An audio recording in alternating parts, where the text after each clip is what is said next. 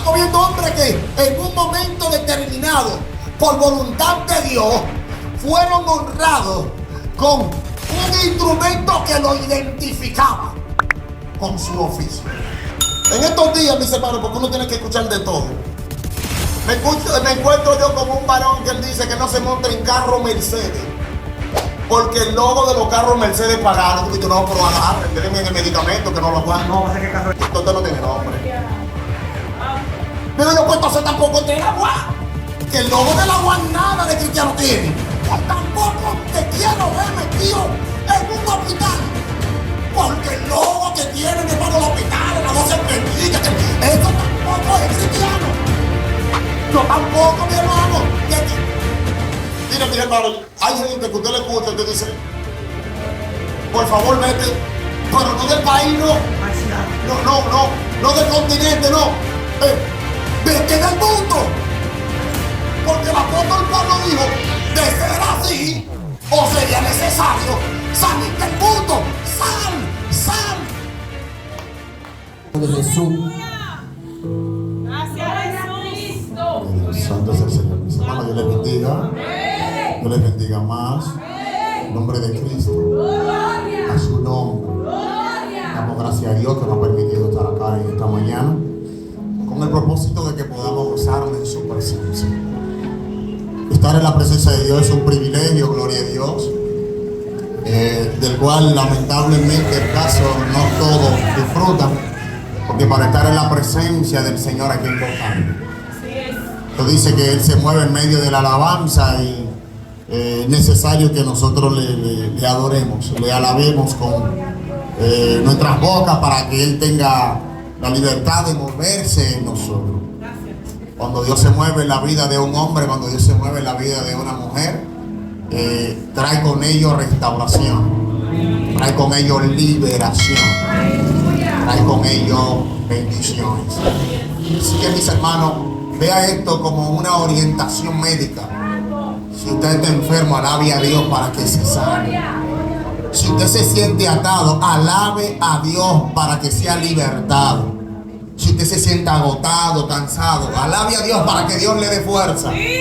Procure la visitación de Dios en su vida y su vida será restaurada. Muchas veces tenemos personas que vienen a la congregación y vienen abatidos y se van con el mismo abatimiento, y cuando tú observas, haces un análisis, te das cuenta de que fueron personas que vinieron, ocuparon un asiento, pero que ni siquiera se pararon a aplaudir en el momento que tocamos los coros, que ni siquiera dieron gloria a Dios en el momento que se estaba adorando. O sea, que simplemente vinieron y ocuparon un asiento, y por tal situación Dios no pudo moverse en su vida, Dios no pudo tocarle, el Espíritu Santo no se manifestó, gloria a Dios. Y lamentablemente el caso, eso pasa y pasa mucho. Por lo cual yo le digo a mis hermanos, mire, diga gloria a Dios, aunque sea al pasito. Diga santo, aunque sea al pasito. Gloria a Dios, aleluya. Pero alabe a Dios para que Dios se manifieste en su vida y rompa la cadena. Santo es el Señor, aleluya. Alabe a Dios para que Dios limpie. Yo creo que ustedes vayan conmigo a la primera carta del apóstol Pedro. Vamos a estar, gloria a Dios, predicando la palabra del Señor unos pocos minutos, si así el Dios Todopoderoso nos lo permite. Así que preste, gloria a Dios, la debida atención. Primera carta de Pedro, capítulo 2, a la altura del versículo número 11. Cuando alguno lo tenga, diga amén. Por ser la palabra de Dios Todopoderoso, la leemos en el nombre de Jesús.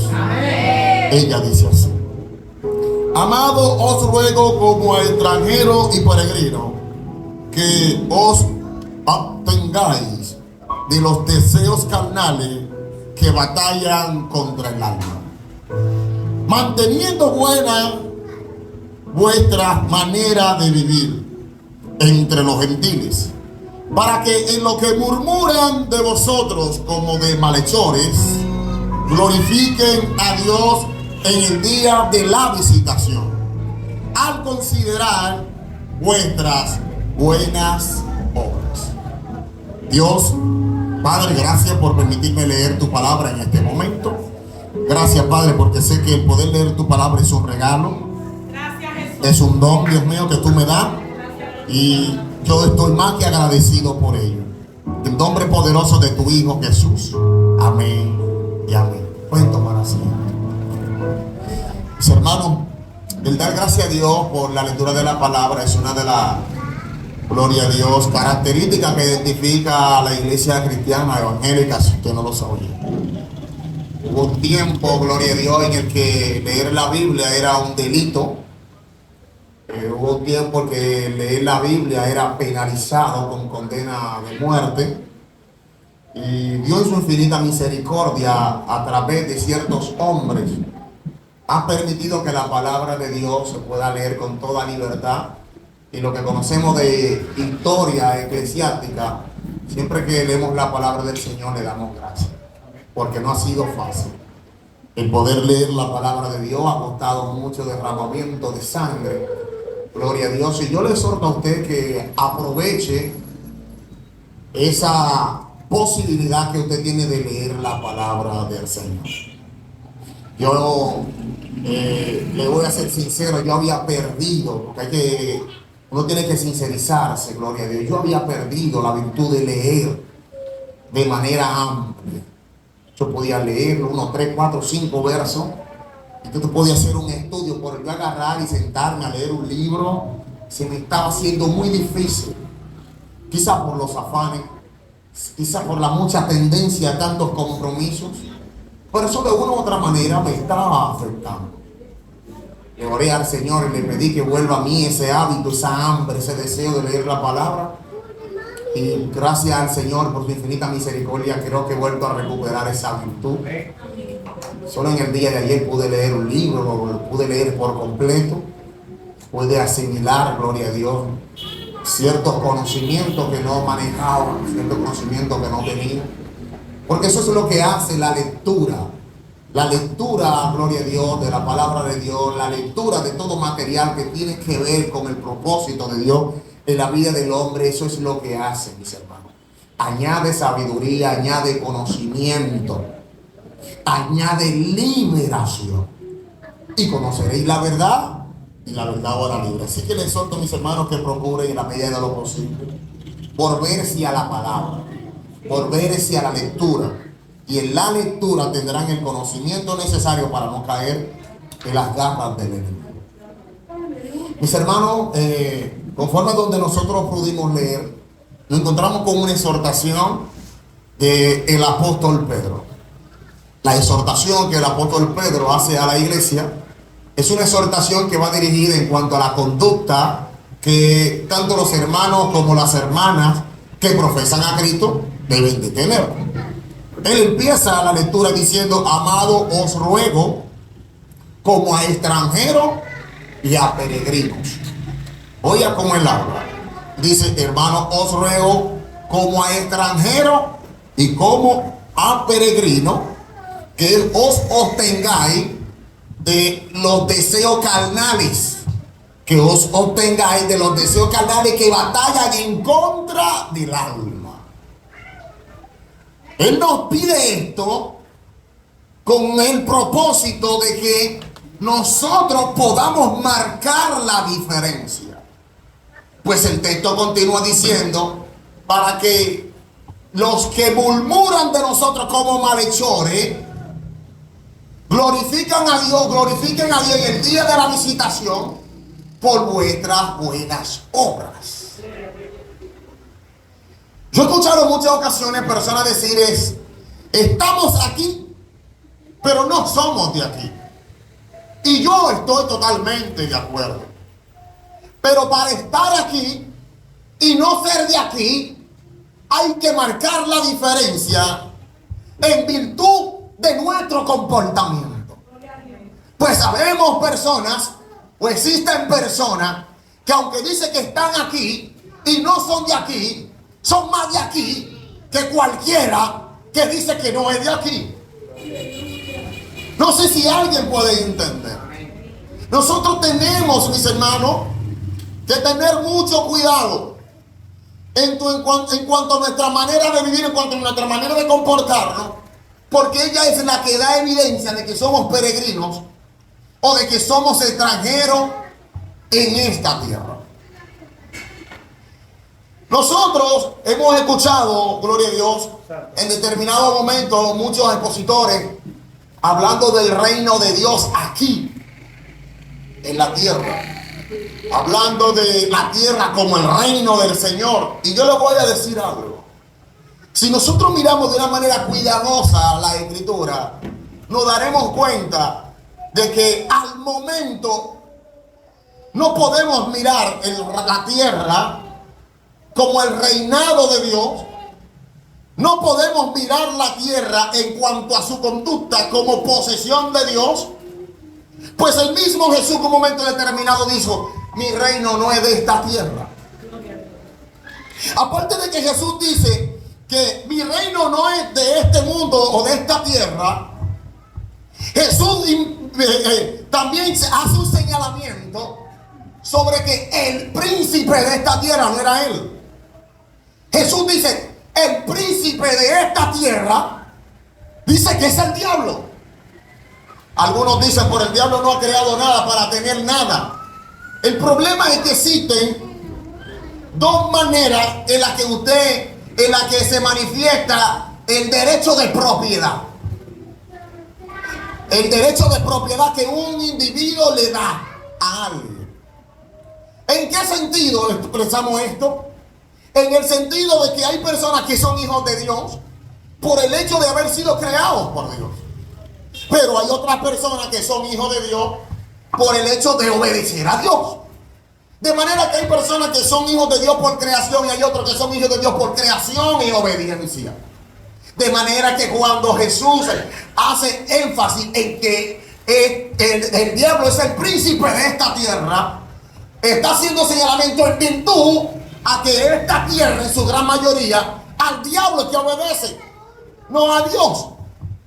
Es tanto así que cuando Satanás va a tentar a Jesús, que lo lleva a un monte muy alto donde se ven todos los reinos de la tierra, Satanás mismo le propone a Jesús: todo esto te daré si postrado me adora. Satanás no puede prometerle a Dios, porque él sabe que no está hablando con cualquier persona, algo que no posee. O sea, es claro y evidente que nosotros no podemos negar que estamos en esta tierra, la cual no está siendo gobernada directamente por Dios, sino que está siendo gobernada directamente por el enemigo. El apóstol Pedro en un momento determinado dice que el príncipe de la potestad del aire, dice, el espíritu de desobediencia que habita en los hijos de desobediencia. O sea, también Pedro, haciendo énfasis al enemigo, dice que nosotros en cierto tiempo estuvimos obedeciendo al príncipe del aire que habita en los hijos, en los desobedientes, al nombre de Cristo, a su nombre. De manera que es claro y evidente de que no solamente desde el marco estructural, sino también desde el marco de quienes habitan en el mundo, nosotros estamos en un lugar que no es el de Dios en cuanto a obediencia y en cuanto a gobierno se refiere. Santo Dios. La Biblia especifica y nos enseña que incluso en cuanto a la sabiduría bajo la cual el mundo se maneja, desde la perspectiva de Dios dice que es mirada como una necedad. Porque Dios dice: porque la sabiduría de este mundo es insensatez delante de Dios. E inclusive la Biblia especifica y enseña de algunos que siguiendo la falsamente llamada ciencia, siguiendo el falsamente llamado conocimiento, se apartaron de la verdad. Esto nos enseña o nos enfatiza de una manera clara que nosotros, aunque estamos en este mundo, no podemos procurar caminar conforme al ideal de conocimiento de este mundo. Pues para este mundo las cosas que tienen que ver con Dios son locura. Pues para este mundo las cosas que verdaderamente tienen valor son las cosas terrenales. Pues para este mundo lo que de una u otra manera es desagradable a Dios es algo por lo cual ellos se mofan. Por eso dice la Escritura que su gloria es por lo que deberían de sentir muchas veces vergüenza. La Biblia especifica y nos enseña que el apóstol Pablo, entendiendo esta realidad que hoy estamos hablando, dice: por esto os digo, hermano, que el tiempo es corto y resta que los que disfrutan de este mundo estén como si no lo disfrutasen. Los que disfrutan de este mundo, que despierten, porque no están, mis hermanos, disfrutando o no se están encaminando de la manera correcta. El apóstol Juan dice: no améis al mundo, ni las cosas que están en el mundo. Si alguno ama al mundo, el amor de Dios no está en él. Porque los deseos de la carne, los deseos de los ojos y la vanagloria de la vida, dicen, no provienen de Dios, sino del mundo. Y el mundo pasa con sus deseos. Pero el que hace la voluntad de Dios es que permanece para siempre. Lamentablemente el caso, hay personas que le han dado rienda suelta a los apetitos de su carne, que le han dado rienda suelta a los deseos de los ojos. Todo lo que ven lo quieren, y todo lo que causa placer lo desean. En virtud de ello viven una vida totalmente vana, envueltos en las estrategias del enemigo para que no puedan marcar la diferencia en esta tierra, para que no parezcan extranjeros y peregrinos. Diga conmigo, extranjeros y peregrinos. Nosotros somos extranjeros y peregrinos, siempre y cuando tengamos la capacidad de marcar la diferencia en esta tierra en cuanto a nuestra buena conducta y en cuanto a nuestro rechazo a los apetitos de la carne, en cuanto a nuestro rechazo, en cuanto a los deseos de los ojos y a la vanagloria de esta vida. Gloria a Dios. Aleluya. Al caminar, mis hermanos, en el estudio de la palabra y del desarrollo de la iglesia, no me he encontrado con personas que, haciendo un análisis de esta naturaleza, han llegado a unos extremos un poco agudos, hasta el punto de que no quieren hablar con los pecadores, no quieren hablar con impíos, no quieren, porque ellos entienden que de una u otra manera eso podía afectar su integridad, eso podía afectar su santidad en el Señor. Pero tenemos que tener mucho cuidado con esto, porque ejemplo nos da el Señor de la capacidad que nosotros podemos ejercer sobre el inconverso, sobre el impío, para que él venga aquí y se arrepienta. Tenemos a nuestro Señor Jesucristo, que lo criticaba porque se juntaba con publicanos, con pecadores, con gente de mala fama. Hoy en día hay personas que, basado en el énfasis que yo le he dicho, ellos están en la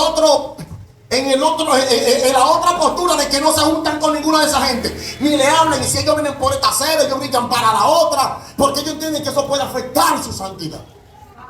Nada más alejado de la realidad. ¿Por qué? Porque vimos como ejemplo nuestro Señor Jesucristo, que se juntaba con esta persona. Pero hay que hacer un énfasis. No pasé con pinche. No pasé de que frito con espagueti y empezaste hablando cosas que no edifican. No, Jesús entendía y comprendía que él podía relacionarse con esa persona con el propósito de traerlos al evangelio. Gloria a Dios. El apóstol Pablo en un momento determinado da una exhortación fuerte. El apóstol Pablo, según la primera carta a los Corintios, capítulo 15, él dice: mire, os he escrito por carta que no juntéis con ninguno, con ningún fornicario. No obstante, cuando él habla de ningún fornicario, él especifica qué tipo de fornicario. Dice: no juntéis con ningún fornicario, ávaro, idólatra, con el tal ni siquiera comáis. Si este texto, oye, lamentablemente el caso, algunos parece que interpretaron mal este texto. El apóstol Pablo dijo: no obstante, no es con todo fornicario, porque de ser así, o tendría que salir de este mundo.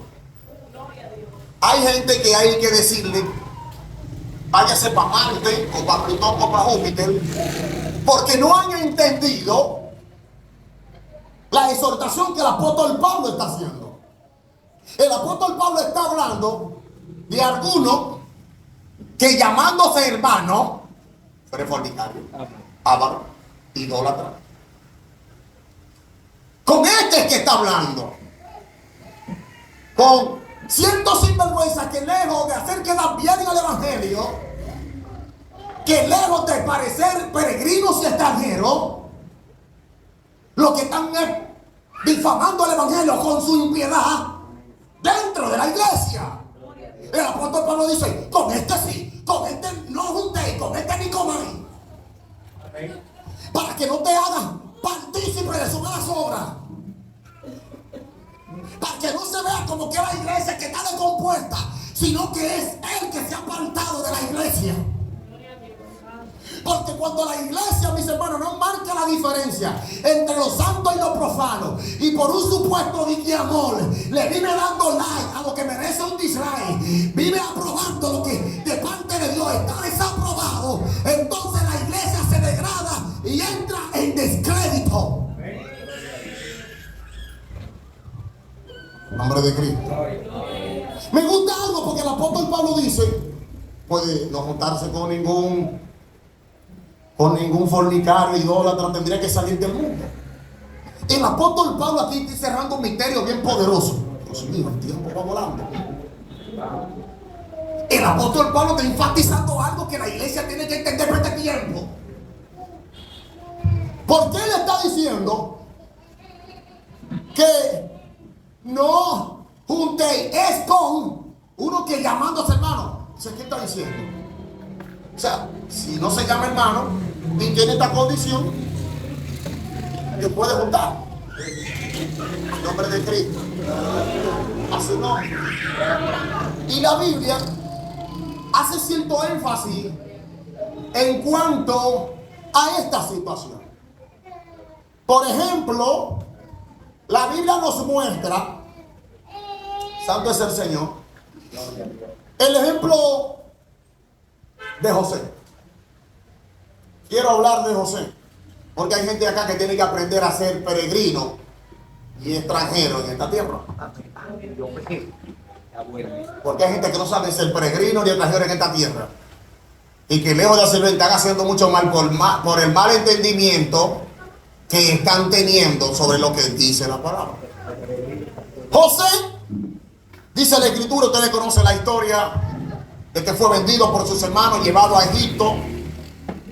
Estando allá, José corre con la suerte de ser el mayordomo. Luego de ser el mayordomo, dice la escritura que levanta una calumnia. Luego está en la cárcel. El punto es que estando en la cárcel, ahí está el panadero del faraón, está el copero, que están presos porque habían delinquido contra el rey. Dice la escritura que estando en la cárcel, se en cada uno un sueño. La Biblia especifica que José se lo interpreta, y así como José se lo interpretó, así aconteció.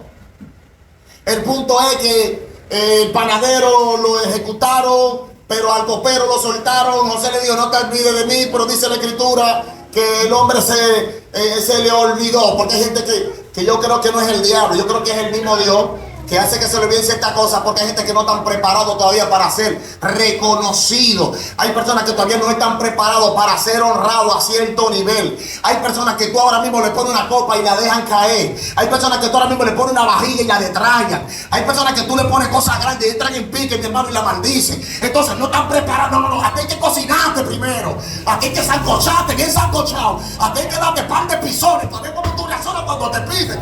Par de empujones, par de arañones, hasta de pecosones. Entonces ahí diremos, bueno, tú puedes recibir esto. Nombre de Cristo. A su nombre. La Biblia especifica que pasado 1 o 2 años llaman a José. Cuando llaman a José, dice la escritura, por el hecho de que el faraón se había hecho un sueño, José le da la debida interpretación a dicho sueño. Y dice la escritura que cuando José le da la interpretación, el faraón se quita el anillo que tiene en su mano y lo pone en la mano de José. Pero aparte de que se quite el anillo y lo pone en la mano de José, también se quita el collar y lo pone en el cuello de José. Si nosotros estudiamos, nos damos cuenta de que el anillo del rey no era cualquier anillo. El anillo del rey servía para sellar convenios nacionales, convenios que tenían que ver con el reinado, y si el rey lo sellaba, era inmediatamente confirmado como bueno y válido. O sea, ¿qué estamos diciendo? Que aunque José se encuentre en un lugar que no se está caminando conforme a sus costumbres, conforme a sus ideales, el faraón le regala un anillo y el faraón le regala un collar.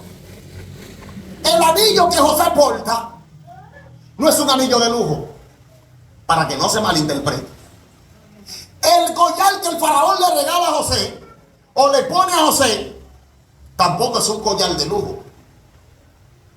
Esto era un instrumento de identificación que hacía reconocer a José como el segundo en el reinado, que hacía reconocer a José que solamente por encima de él estaba el faraón. Amén. En nombre de Cristo. A su nombre. Fíjese cómo vemos un hombre de Dios con herramientas que sirven para identificar su oficio, honrando a Dios, aunque pudiera estar utilizando elementos que no iban conforme a su cultura o a su costumbre. En nombre de Cristo. Su nombre. Si usted estudia acerca de lo que son los anillos que utilizaban los faraones, si usted estudia acerca de los anillos que utilizaban, gloria a Dios, los reyes paganos de aquel tiempo, cada uno de esos anillos tenía que ver con uno de los cultos bajo los cuales esa nación o pueblo se manejaba. Pero vemos en un momento determinado un hombre de Dios con un anillo de esta naturaleza, no porque sea idólatra o seguidor de lo que pudiera haber en ese anillo, sino por lo que el anillo representaba. De manera que utilizaba el anillo no como una evidencia de idolatría, no como un seguimiento de adoración pagana, sino como una evidencia de un acontecimiento, de un rango, de una capacidad. Al día de hoy, la mayoría de la iglesia está de acuerdo con que el hombre y la mujer se identifiquen con una sortija. Lamentable, hay algunos que son ultra mega conservadores, ultra mega super santos, que están en contra hasta de la sortija que le identifica como casado o comprometido. Empiezan, no, que el anillo es pagano, que el anillo lo inventaron yo no sé ni qué tiempo, ni qué. Mi hermano, eso es una evidencia de identificación, de que usted está casado, de que usted está casada. Hay unos leones inclusive por ahí que cuando quieren hacer algún libertinaje, hasta se lo quitan, porque la identificación se lo impide. Al nombre de Cristo, a su nombre. De manera que el problema de muchos, mis hermanos, no es el anillo, es lo que el anillo dice. ¿Qué problema? Uno espiritual. Extranjeros y peregrinos. Un extranjero y un peregrino vive en un lugar que no es donde nació, donde no es oriundo, pero que entiende que aún en ese lugar Dios lo puede honrar hasta el punto lo que debía de ser para un natural de esa tierra, que lo porte un hombre marcado por el Señor. Gloria a Dios. Nombre de Cristo, su nombre. Cuando nosotros seguimos estudiando, podemos encontrarnos, santo es el Señor, no tan solo con el ejemplo de José, nos encontramos también con el ejemplo de Daniel. Dice la Escritura que Dios, en el reino de Belsasar, con una mano, escribió Benet, Tekel, Uparsin. Ninguno de los sabios, agoreros, hechiceros, ni ninguno de esa gente pudieron tener la interpretación del sueño. La Biblia especifica y enseña de que a Daniel sí lo buscan y Daniel sí tiene, o Dios a Daniel le da la revelación de este acontecimiento, de esta mano escribiendo, que se veía literal, que era una mano como un hombre escribiendo. Daniel le da la interpretación de que había sido pesado y había sido hallado falto.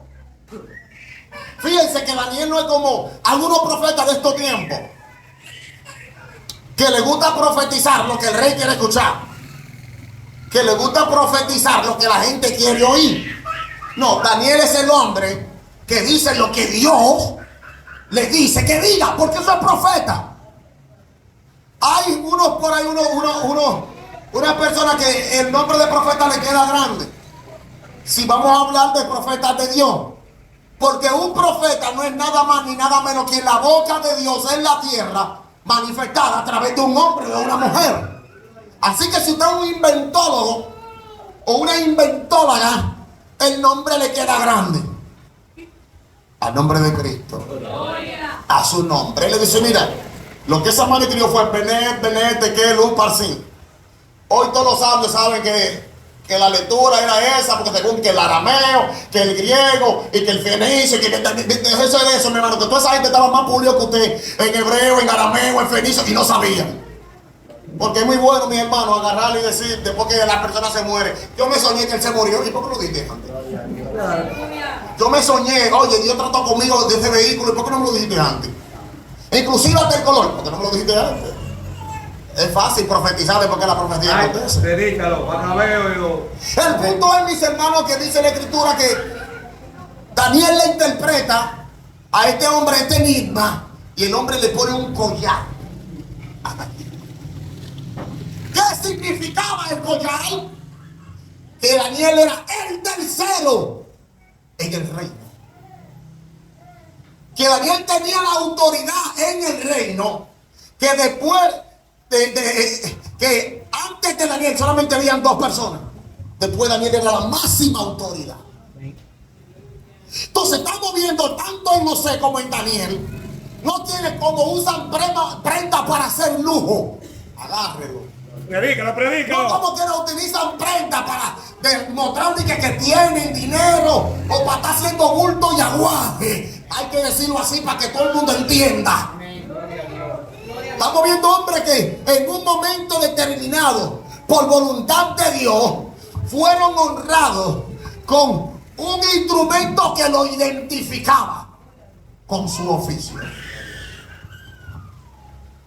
En estos días, mis hermanos, porque uno tiene que escuchar de todo, me encuentro yo con un varón que él dice que no se monta en carro Mercedes, porque el logo de los carros Mercedes pagados, porque yo no, pero agarren, denme el medicamento que no lo aguanto. No, va a ser que el carro es hembra, el carro Mercedes. Digo yo, no, pues esto no tiene nombre. Digo yo, pues entonces tampoco tiene agua. Que el logo del agua nada de cristiano tiene. Tampoco te quiero ver metido en un hospital. Porque el logo que tiene mi hermano el hospital, las 12 serpientitas, eso tampoco es cristiano. Yo tampoco, mi hermano. Mire, mi hermano, hay gente que usted le escucha y te dice, por favor, vete, pero no del país, no. No del continente, no. Vete del mundo. Porque el apóstol Pablo dijo, de ser así, o sería necesario salir del mundo. Sal.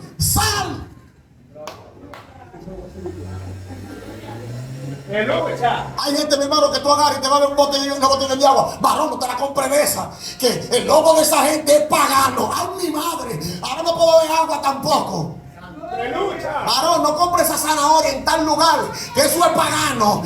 Bonito show que ahora se prohibió comer zanahoria. ¿Y qué vamos a hacer con esta gente que no saben ser extranjeros ni peregrinos? Dios mío.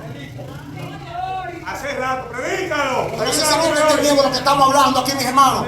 Pero las cosas tienen que ser dichas como tienen que ser dichas. Dios tiene la capacidad de agarrar al diablo, meterle un virus y con ese virus destruirlo. Moisés, Dios le mete a Moisés a Faraón y le dice, oye, lo que tú vas a hacer, ¿cómo lo voy a educar? Y él va a aprender toda la sabiduría según los egipcios. Pero de allá para acá, Moisés se convierte en el libertador. Nosotros tenemos que aprender, mis hermanos, a vivir en este mundo sabiendo y entendiendo que no somos de este mundo. Porque cuando tengamos esa capacidad, tendremos mayor libertad de expansión, tendremos menos prejuicios que nos limiten a alcanzar los objetivos para los cuales el Señor nos marcó sin ningún inconveniente. El apóstol Pablo, ¿qué dice? A los judíos, yo me hice judío, yo no tengo problema con eso. A los griegos me dice griego, tampoco se problema con eso. ¿Y para qué? Para ganar un mayor número. ¿Hay alguien que puede entender lo que estoy hablando? Amén. Al nombre de Cristo. A su nombre. Yo en estos días estaba investigando cerca de una universidad. Cuando yo chequeo la universidad, yo muy bueno y todo. Cuando yo busqué el anillo de graduación de la gente, lo primero que veo, mi hermano, es un símbolo masón. Digo yo, oye, hasta esta está cogida. Yo veo a Egipto ahí, educando a Moisés, para luego después Moisés hacerle la guerra. Porque miren, mis hermanos, aunque no sea cristiano evangélico, pero Agustín Laje le ha hecho un hoyo al diablo. Le ha hecho un lío al diablo. Y se educó, mi hermano, en el terreno del diablo. A decirle al diablo y a los demonios que cuando un hombre y una mujer aprende a ser peregrino y extranjero en esta tierra, se convierte en un problema. Peregrino y extranjero. ¿Por qué soy un peregrino? Porque me comporto diferente a las personas del mundo. ¿Por qué soy un peregrino? Porque mis buenas obras dan evidencia de que soy un peregrino. Usted no es peregrino, mi hermano, simplemente por el hecho de marcar la diferencia en un aspecto externo en cuanto al vestuario, que es bueno y hay que darle like, hay que seguir. Pero que en cuanto a la obra, mi hermano, Kiko la quema, como sea que se llame, nos queda chiquito, entonces hay que tener cuidado. No. Esto es por dentro, esto es por fuera, esto es con nuestra manera de vivir que mostramos que somos diferentes. Amén. Que somos peregrinos, que somos extranjeros, que estamos aquí, pero que no somos de aquí. Al nombre de Cristo. A su nombre. Al de Cristo. Peregrino y extranjero. No te comes esa mente, que se lo para. Ni el chicle tampoco, pero. Y el arroz también. Usted se imagina, mi hermano, Y hay personas que, mi hermano, están saliendo con más y más y más y más y más y más. Están como los fariseos de aquel tiempo, poniendo cargas sobre los hombres que ni ellos mismos pueden llevar. Poniéndole carga a los hombres. Digo que, mi hermano, en secreto yo no llevaba ni uno. Decían, no, eso que lo lleven, hay que aguantar eso. Es imposible, para eso hay que salir del mundo.